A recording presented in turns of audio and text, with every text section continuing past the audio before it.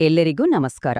ಒಂದು ಕ್ಷಣ ಯೋಚನೆ ಮಾಡಿ, ನಾವು ಕನ್ನಡಿಯಲ್ಲಿ ನೋಡ್ಕೊಂಡಾಗ ಅರೆ ನನ್ನ ಕಣ್ಣು ಅಪ್ಪನ ತರ ಇದೆಯಲ್ಲ ಅಥವಾ ನನ್ನ ನಗು ಅಮ್ಮನ ತರ ಇದೆ ಅಂತ ಅನ್ಸುತ್ತೆ ಅಲ್ವಾ. ಕೆಲವೊಮ್ಮೆ ಅಜ್ಜ ಅಜ್ಜಿಯರ ಹೋಲಿಕೆ ಕೂಡ ಇರುತ್ತೆ. ಈ ಹೋಲಿಕೆಗಳ ಹಿಂದಿನ ಸೀಕ್ರೆಟ್ ಏನು? ಅದೇ ಅನುವಂಶಿಕತೆ.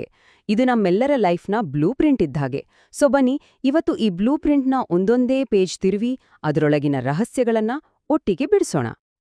ಹಾಗಾದ್ರೆ ಇವತ್ತು ನಾವು ಏನೆಲ್ಲ ತಿಳ್ಕೊಳ್ತೀವಿ? ಮೊದಲು ಪೀಳಿಗೆಗಳ ಅನುವಂಶಿಕ ರಹಸ್ಯವನ್ನ ನೋಡೋಣ. ಆಮೇಲೆ ಮೆಂಡೆಲ್ ರವರ ದ್ವಿತಳೀಕರಣ ಪ್ರಯೋಗದ ಬಗ್ಗೆ ಮಾತಾಡೋಣ. ನಂತರ ಸ್ವತಂತ್ರ ವಿಂಗಡಣೆಯ ನಿಯಮ ಅಂದ್ರೆ ಏನು ಅಂತ ಅರ್ಥ ಮಾಡ್ಕೊಳ್ಳೋಣ. ಹಾಗೆ ಲಕ್ಷಣಗಳು ನಮ್ಮಲ್ಲಿ ಹೇಗೆ ಕಾಣಿಸ್ಕೊಳ್ಳತ್ತೆ ಅಂತನೂ ನೋಡೋಣ. ಕೊನೆಯದಾಗಿ ಒಂದು ಮಗುವಿನ ಲಿಂಗ ಹೇಗೆ ನಿರ್ಧಾರ ಆಗತ್ತೆ ಅನ್ನೋ ಇಂಟ್ರೆಸ್ಟಿಂಗ್ ವಿಷಯ, ಅದರಲ್ಲೂ ಎಕ್ಸ್ ಮತ್ತು ವೈ ಕ್ರೋಮೋಸೋಮ್ಗಳ ಪಾತ್ರ ಏನು ಅಂತ ಚರ್ಚೆ ಮಾಡೋಣ. ಸರಿ, ನಮ್ಮ ಮೊದಲನೇ ಟಾಪಿಕ್ ಪೀಳಿಗೆಗಳ ಅನುವಂಶಿಕ ರಹಸ್ಯ. ಇದು ಎಷ್ಟೋ ವರ್ಷಗಳಿಂದ ಅಂದ್ರೆ ಶತಮಾನಗಳಿಂದ ಜನರನ್ನ ಕಾಡ್ತಿದ್ದ ಒಂದು ದೊಡ್ಡ ಪ್ರಶ್ನೆ. ಅಪ್ಪ ಅಮ್ಮನ ಗುಣಗಳು ಮಕ್ಕಳಿಗೆ ಹೇಗೆ ಬರುತ್ತೆ? ತಲೆಮಾರಿನಿಂದ ತಲೆಮಾರಿಗೆ ಈ ಲಕ್ಷಣಗಳು ಹೇಗೆ ಪಾಸಾಗುತ್ತೆ? ಇದು ಸುಮ್ನೆ ಕುತೂಹಲ ಅಷ್ಟೇ ಆಗಿರ್ಲಿಲ್ಲ, ಇದೊಂದು ದೊಡ್ಡ ಮಿಸ್ಟ್ರಿ ಆಗಿತ್ತು. ಇಲ್ಲಿ ನೋಡಿ, ಇದೊಂದು ತುಂಬಾ ಇಂಟ್ರೆಸ್ಟಿಂಗ್ ಪ್ರಶ್ನೆ ಅಲ್ವಾ?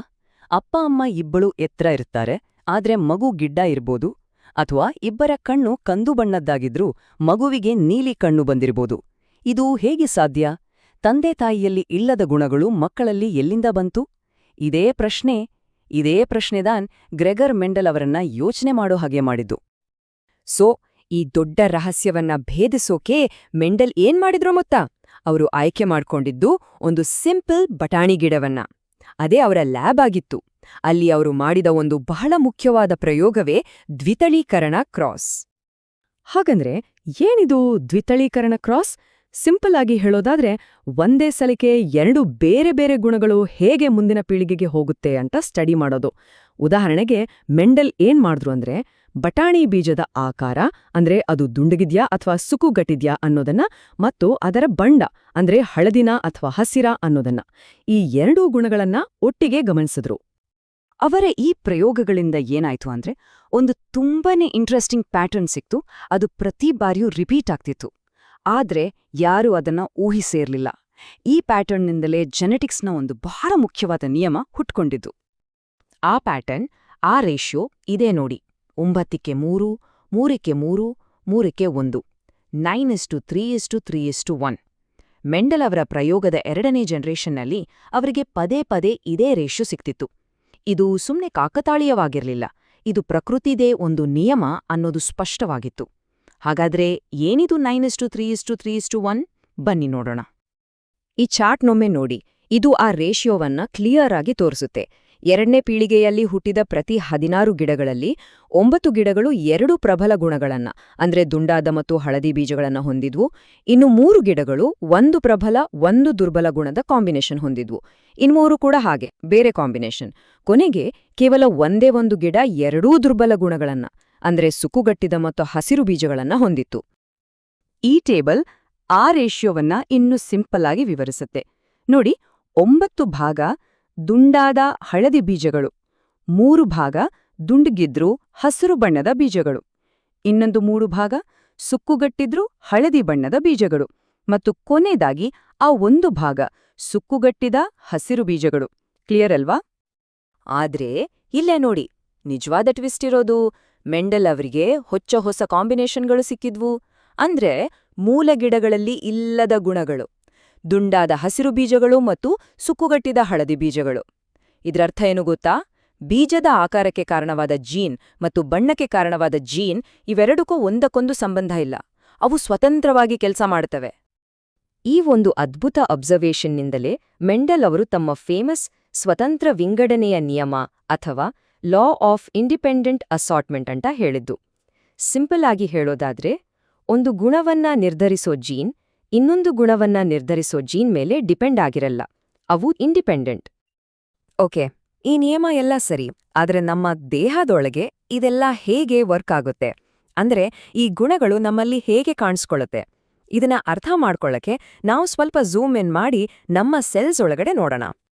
ನೋಡಿ, ನಮ್ಮ ಪ್ರತಿಯೊಂದು ಗುಣ ಕೂಡ ಜೀನ್ಸ್ಗಳಿಂದ ಬರುತ್ತೆ. ಈ ಜೀನ್ಸ್ಗಳು ಎಲ್ಲಿರುತ್ತೆ ಅಂದ್ರೆ ನಮ್ಮ ಡಿಎನ್ಎಯಲ್ಲಿ. ಪ್ರತಿಯೊಂದು ಗುಣಕ್ಕೂ ನಮ್ಮಲ್ಲಿ ಒಂದು ಜೀನಿನ 2 ಕಾಪಿ ಇರುತ್ತೆ. ಇವನ್ನ ಅಲೆಲ್ಗಳು ಅಂತ ಕರಿತೀವಿ. ಇದರಲ್ಲಿ ಒಂದು ಕಾಪಿ ಅಮ್ಮನ ಕಡೆಯಿಂದ ಬಂದ್ರೆ ಇನ್ನೊಂದು ಅಪ್ಪನ ಕಡೆಯಿಂದ ಬಂದಿರುತ್ತೆ. ಈ ಅಲೇಲ್ಗಳಲ್ಲಿ 2 ಥರ. ಒಂದು ಡಾಮಿನೆಂಟ್ ಅಥವಾ ಪ್ರಬಲ, ಇನ್ನೊಂದು ರೆಸೆಸಿವ್ ಅಥವಾ ದುರ್ಬಲ. ಡಾಮಿನೆಂಟ್ ಅಲೇಲ್ನ ಒಂದೇ ಒಂದು ಕಾಪಿ ಇದ್ರೂ ಸಾಕು, ಅದರ ಗುಣ ಹೊರಗೆ ಕಾಣಿಸುತ್ತೆ. ಆದ್ರೆ ರೆಸೆಸಿವ್ ಅಲೇಲ್ನ ಗುಣ ಕಾಣಿಸ್ಬೇಕಂದ್ರೆ ಅದರ 2 ಕಾಪಿಗಳು ಇರಲೇಬೇಕು. ಸೊ ಫೈನಲಿ ನಮ್ಮ ಅಪ್ಪ ಅಮ್ಮನಿಂದ ಯಾವ ಜೋಡಿ ಅಲೇಲ್ಗಳು ನಮ್ಗೆ ಸಿಕ್ಕುತ್ತೋ ಅದೇ ನಮ್ಮ ಗುಣವನ್ನ ಡಿಸೈಡ್ ಮಾಡುತ್ತೆ. ಸರಿ, ಈಗ ನಮ್ಮ ಚರ್ಚೆಯ 2ನೇ ಭಾಗಕ್ಕೆ ಹೋಗೋಣ. ಇಲ್ಲಿವರೆಗೆ ನಾವು ಜನರಲ್ ಗುಣಗಳ ಬಗ್ಗೆ ಮಾತಾಡಿದ್ವಿ. ಈಗ ಒಂದು ಸ್ಪೆಸಿಫಿಕ್ ಗುಣದ ಬಗ್ಗೆ ನೋಡೋಣ, ಮಗುವಿನ ಲಿಂಗ. ಒಂದು ಮಗು ಗಂಡು ಅಥವಾ ಹೆಣ್ಣು ಅಂತ ಹೇಗೆ ನಿರ್ಧಾರ ಆಗುತ್ತೆ? ಅದರ ಹಿಂದಿನ ಬಯೋಲಾಜಿಕಲ್ ಪ್ರಾಸೆಸ್ ಏನು? ಮನುಷ್ಯರಲ್ಲಿ ಲಿಂಗ ನಿರ್ಧಾರ ಆಗೋದು ಒಂದು ಸ್ಪೆಷಲ್ ಜೋಡಿ ಕ್ರೋಮೊಸೋಮ್ಗಳಿಂದ. ಇವನ್ನೇ ಸೆಕ್ಸ್ ಕ್ರೋಮೊಸೋಮ್ಸ್ ಅಥವಾ ಲಿಂಗವರ್ಣತಂತುಗಳು ಅಂತ ಕರೆಯೋದು. ಈ ಸೆಕ್ಸ್ ಕ್ರೋಮೊಸೋಮ್ಗಳಲ್ಲಿ 2 ಟೈಪ್ಸ್ ಇವೆ, ಒಂದು ಎಕ್ಸ್, ಇನ್ನೊಂದು ವೈ. ಈ ಎಕ್ಸ್ ಮತ್ತೆ ವೈ ಕಾಂಬಿನೇಷನ್ ಇದೆಯಲ್ಲ, ಅದೇ ಎಲ್ಲವನ್ನೂ ಡಿಸೈಡ್ ಮಾಡೋದು. ಇದು ತುಂಬಾನೇ ಸಿಂಪಲ್. ಬಯೋಲಾಜಿಕಲಿ ಹೆಣ್ಮಕ್ಕಳಲ್ಲಿ 2 ಎಕ್ಸ್ ಕ್ರೋಮೊಸೋಮ್ಗಳು ಇರುತ್ತವೆ, ಅಂದ್ರೆ XX. ಅದೇ ಗಂಡು ಮಕ್ಕಳಲ್ಲಿ ಒಂದು ಎಕ್ಸ್ ಮತ್ತು ಒಂದು ವೈ ಕ್ರೋಮೊಸೋಮ್ ಇರುತ್ತೆ, ಅಂದ್ರೆ XY. ಇಲ್ಲಿ ವೈ ಕ್ರೋಮೊಸೋಮ್ ತುಂಬಾ ಇಂಪಾರ್ಟೆಂಟ್, ಯಾಕಂದ್ರೆ ಅದರ ಮೇಲೆ SRY ಅಂತ ಒಂದು ಜೀನ್ ಇರುತ್ತೆ. ಈ SRY ಜೀನ್ ಒಂದು ಮಾಸ್ಟರ್ ಸ್ವಿಚ್ ತರ ಕೆಲಸ ಮಾಡುತ್ತೆ. ಈ ಸ್ವಿಚ್ ಆನ್ ಆದ್ರೆ ಗಂಡು ಲಕ್ಷಣಗಳು ಡೆವಲಪ್ ಆಗಕ್ಕೆ ಶುರುವಾಗುತ್ತೆ. ಹಾಗಾದ್ರೆ ಫಲೀಕರಣದ ಸಮಯದಲ್ಲಿ ಅಸಲಿಗೆ ಏನಾಗುತ್ತೆ? ನೋಡಿ, ತಾಯಿಯ ಅಂಡಾಣುವಿನಲ್ಲಿ ಯಾವಾಗ್ಲೂ ಎಕ್ಸ್ ಕ್ರೋಮೊಸೋಮ್ ಒಂದೇ ಇರೋಡು. ಆದ್ರೆ ತಂದೆಯ ಶುಕ್ರಾಣುಗಳಲ್ಲಿ ಸುಮಾರು 50% ಎಕ್ಸ್ ಕ್ರೋಮೊಸೋಮ್ ಇದ್ರೆ ಇನ್ನೂ 50% ವೈ ಕ್ರೋಮೊಸೋಮ್ ಇರುತ್ತೆ. ಸೊ ಇದೊಂದು 50-50 ಚಾನ್ಸ್. ಒಂದ್ ವೇಳೆ ಎಕ್ಸ್ ಕ್ರೋಮೊಸೋಮ್ ಇರೋ ಸ್ಪರ್ಮ್ ಅಂಡಾಣುವನ್ನ ಸೇರಿದ್ರೆ ಮಗು XX ಆಗುತ್ತೆ, ಅಂದ್ರೆ ಹೆಣ್ಣು.